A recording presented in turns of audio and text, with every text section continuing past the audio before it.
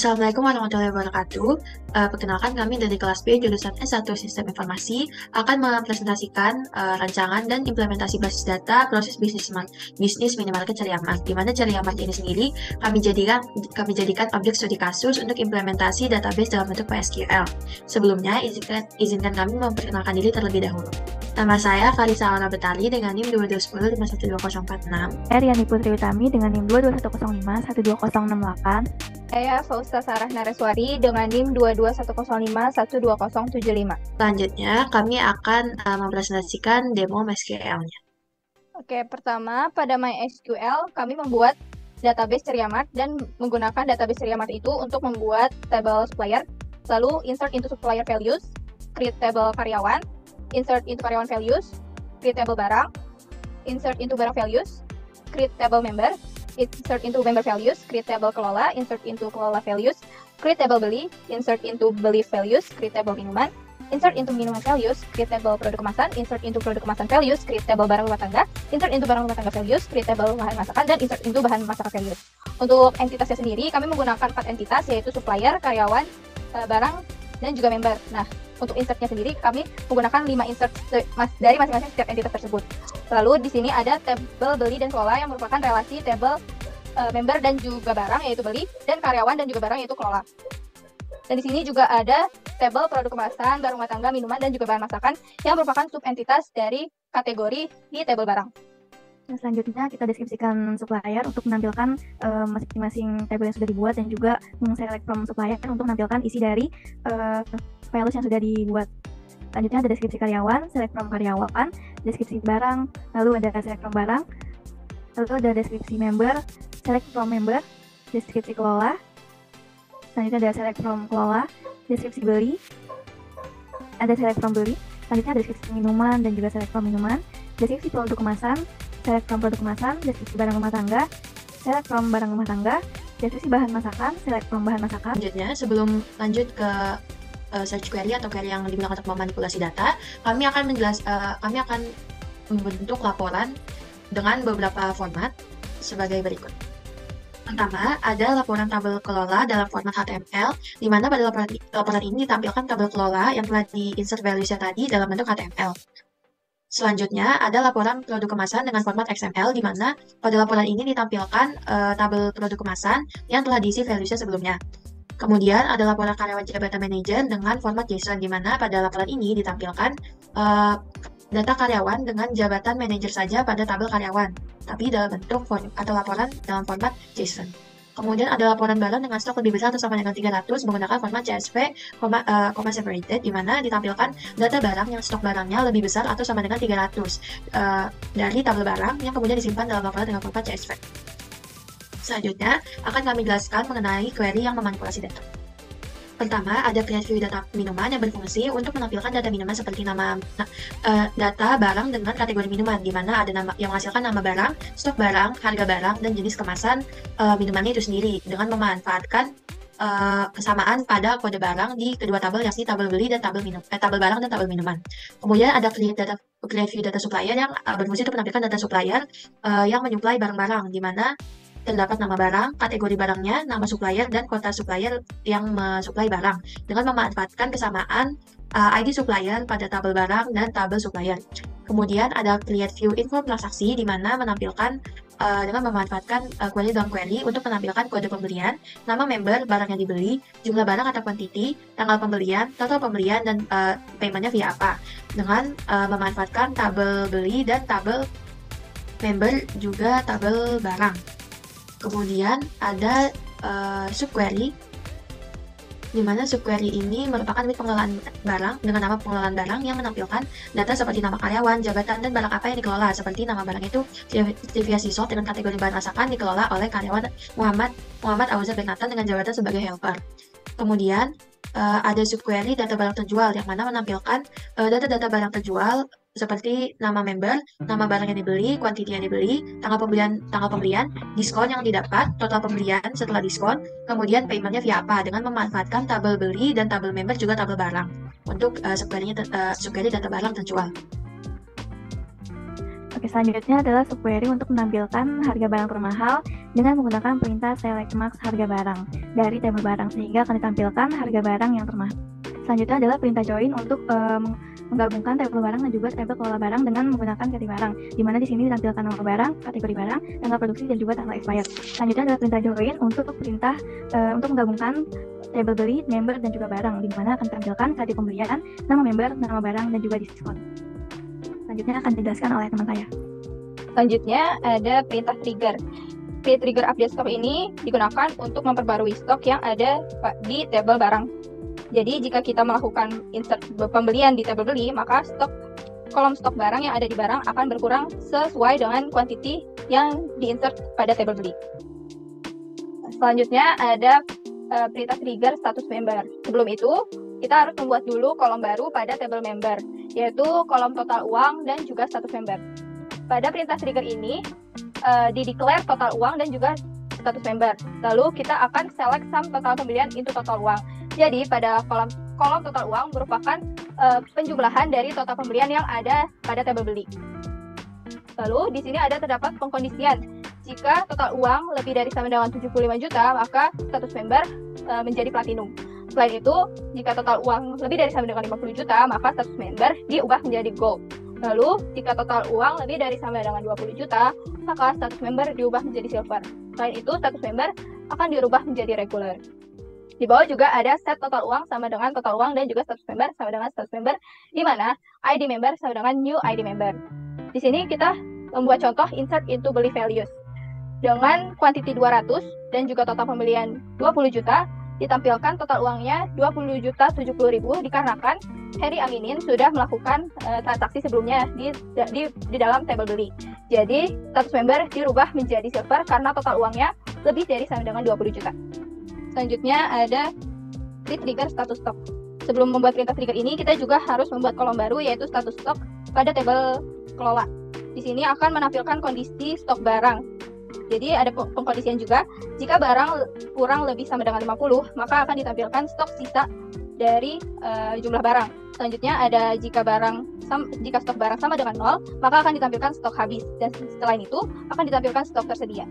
Di sini kita karena perintah trigger tadi before update, maka kita harus mengupdate stok barang pada tabel barang. Di sini ada contoh 5 update.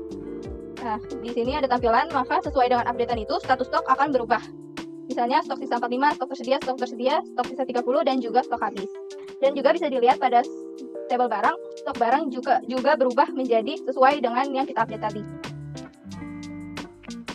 Selanjutnya, saya akan menjelaskan mengenai fungsi agregasi di mana saya menggunakan min gaji from karyawan untuk mencari tahu minimal gaji yang didapatkan karyawan pada tabel karyawan. Kemudian ada juga select max gaji, saya menggunakan fungsi max untuk menentukan gaji terbesar atau tertinggi yang diterima oleh karyawan dari tabel karyawan.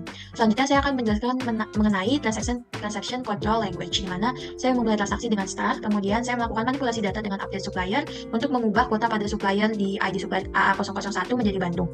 Kemudian saya menyimpan perubahan itu pada save point A, lalu saya select untuk menampilkan hasil dari update saya. Setelah itu, saya kembali melakukan update atau manipulasi data untuk mengubah kota yang sebelumnya Bandung menjadi Jakarta kembali sesuai sebelum perubahan, untuk kemudian saya simpan ke save point B. Selanjutnya, karena saya merasa sebaiknya pindah lagi ke Bandung kotanya, maka saya menggunakan rollback to A untuk kembali ke perubahan yang disimpan pada save point A. Setelah saya yakin dengan perubahan itu, saya melakukan commit. Untuk kemudian saya cek kembali apakah benar kembali ke Bandung atau tidak. Kemudian saya mencoba untuk rollback kembali ke B atau perubahan di B, di mana diubah lagi kotanya menjadi Jakarta, namun tidak berhasil karena sudah dilakukan commit pada transaksi, yang artinya menyelesaikan transaksi yang telah dilaksanakan. Selanjutnya akan dijelaskan oleh teman saya. Selanjutnya ada create prosedur tambah pembelian. Jadi prosedur ini digunakan untuk menambahkan value pada tabel beli tanpa melakukan insert di tabel beli. Jadi dengan hanya menggunakan call nama prosedur yaitu tambah pembelian dan dimasukkan value-value sesuai dengan jumlah kolom pada tabel beli, kita dapat menambahkan value di tabel beli. Di sini kita dapat lihat select from beli, terdapat value yang sudah kita masukkan dengan menggunakan prosedur call tambah pembelian. Selanjutnya ada create prosedur get stock barang. Prosedur ini digunakan untuk mengetahui stok barang dengan menggunakan nama barang yang dipanggil. Jadi dengan menggunakan call nama prosedur get stock barang yaitu nama barangnya Weon, kita dapat mengetahui stok barang dari Weon itu yaitu sejumlah 900 buah. Selanjutnya ada kursor get barang by karyawan. Jadi di sini kursor ini digunakan untuk memanggil data secara looping, yaitu berupa KD barang, nama barang, dan juga harga barang yang sesuai dengan barang yang dikelola oleh karyawan. Jadi di sini contohnya get barang by karyawan, yaitu ID karyawannya BB005. Dikeluarkan tiga value, ada KD barang CC001, CF002, dan juga CC003.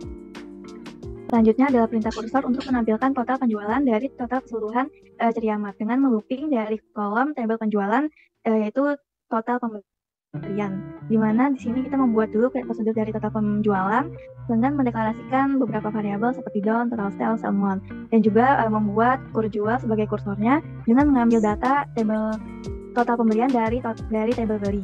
Selanjutnya membuat handler apabila tidak ditemukan data dari kursor. Nah, di sini kita menjumlahkan total sales dan juga amount, di mana akan menghasilkan total penjualan jika kita memanggil call-nya. Di sini hasilnya itu tidak dilakukan looping karena loopingannya itu sudah terjadi dalam prosesnya, sehingga hanya ditampilkan dari total yang sudah ditambahkan dari hasil loopingnya itu. Selanjutnya, terdapat kursor get karyawan by member in member ID char 5 yang artinya saya akan memanggil data karyawan sesuai dengan ID member yang digunakan atau dipanggil, di mana data karyawan yang saya ingin tampilkan adalah ID karyawan, nama karyawan, dan jabatan dari karyawannya. Di mana sebagai contoh saya menggunakan call get karyawan by member DD001, di mana saya memanggil karyawan yang melayani member dengan ID member DD001 dan hasilnya adalah sebagai berikut. Yang mana tidak ditampilkan secara looping karena memang hanya satu karyawan yang melayani member tersebut. Untuk selanjutnya saya juga memanggil beberapa karyawan yang melayani member berbeda sesuai dengan ID membernya masing-masing seperti DD004, DD003, DD005, dan DD002. Selanjutnya berikut kursor untuk filter member, di mana kursor ini berfungsi untuk mengambil data berupa ID member, nama member, dan penjumlahan total pembelian sebagai total dari tabel beli, di mana tugasnya adalah untuk menghitung total pembelian yang menggunakan sum yang besarnya lebih besar daripada 15.000. Dan saya menggunakan kursor untuk menampilkannya secara looping, di mana saya juga menggunakan concat untuk tampilan datanya untuk nama member dan total pembeliannya sebagai member info. Di mana ketika saya menggunakan call filter member akan tampil data secara looping yang menampilkan nama member juga total pembelian yang lebih besar daripada 15.000. Seperti ada Aminah Alifah, Bilal Akbar, Alexa Nindya, dan Heri Amini dengan total yang berada di atas 15.000. Oke, selanjutnya ada store function hitung total beli barang. Jadi function ini digunakan untuk mengetahui jumlah berapa barang tersebut dijual dengan menggunakan select sum quantity into total purchase pada tabel beli dengan menggunakan KD barang sama dengan barang kode. Jadi kita dapat memanggil KD barangnya dengan menggunakan function hitung total beli barang. Jadi di sini contohnya select hitung total beli barang dengan KD barang yaitu CC001 yang dihasilkan 203. Berarti barang dengan kode CC001 telah dijual sebanyak 203 buah. Selanjutnya ada create function hitung total beli. Jadi function ini digunakan untuk menghitung kolom total pembelian pada tabel beli yang belum tersedia pada tabel beli. Dengan menggunakan select sum quantity kali harga barang kurang diskon itu total dari tabel beli B, kita menginterkan join tabel barang dan juga tabel beli dengan KD barang B KD barang sama dengan BR KD barang. Lalu di mana B KD pembelian sama dengan KD pembelian. Jadi di sini diberi contoh select nama function hitung total beli dengan memasukkan KD pembelian yang belum terdapat total pembelian pada tabel beli, yaitu FF007, yaitu total pembeliannya adalah 16.100. Selanjutnya ada contoh selanjutnya yaitu select hitung total beli FF009 dengan nilainya yaitu 200.000. Selanjutnya ada create function total gaji karyawan sebelum 2021. Jadi function ini digunakan untuk memanggil total gaji dari karyawan yang tanggal masuknya sebelum tahun 2021 dengan menggunakan select sum gaji into total gaji from karyawan where year tanggal masuk kurang dari 2021 return total gaji. Di sini kita panggil select nama function yaitu total gaji karyawan sebelum 2021 ditampilkan hasil 8.500.000. Selanjutnya ada log dan unlock tables, di mana log table supplier itu berfungsi untuk melog tabel supaya ketika diinsert atau dilakukan manipulasi seperti ini akan tertulis table barang was not locked with log tables. Artinya tabel supplier itu terkunci, jadi tidak bisa dilakukan insert pada tabel supplier. Namun ketika kita unlock tables lalu kita lakukan insert into supplier values-nya, nanti akan berhasil dilakukan karena tabel telah dibuka kuncinya dan ketika diselect hasilnya akan sesuai di mana sudah ditambahkan data suppliernya. Selanjutnya adalah fungsi grant, yaitu untuk berfungsi untuk mengizinkan pihak lain mengakses database yang dibuat. Di sini awalnya kita membuat dulu user, yaitu admin localhost, di mana diidentifikasi sebagai password. Nah, kita membuat fungsi grant select insert dari database Triamart untuk admin localhost. Jadi admin ini akan bisa mengakses untuk select dan juga insert dalam database Triamart. Selanjutnya juga ada grant update on Triamart, di mana admin ini juga dapat mengupdate database yang terdapat dalam database Triamart.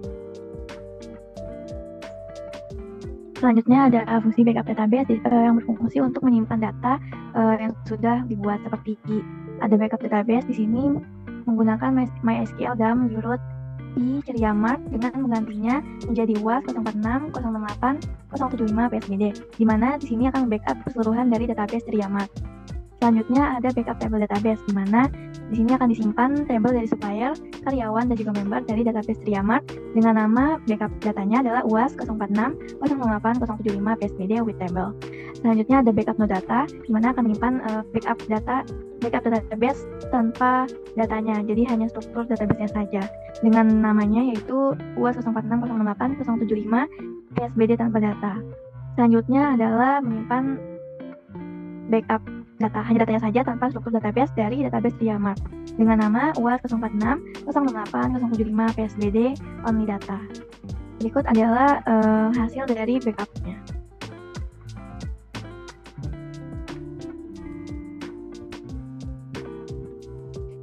Nah, di sini tampilan dari hasil yang sudah di backup ada 4 file.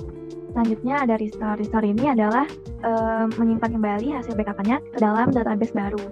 Di sini dibuat database baru yaitu Triamart Restore, di mana akan dimasukkan hasil backupan yang tadi, yaitu database hanya tabel ya, dengan tabel supplier, member, dan juga karyawan.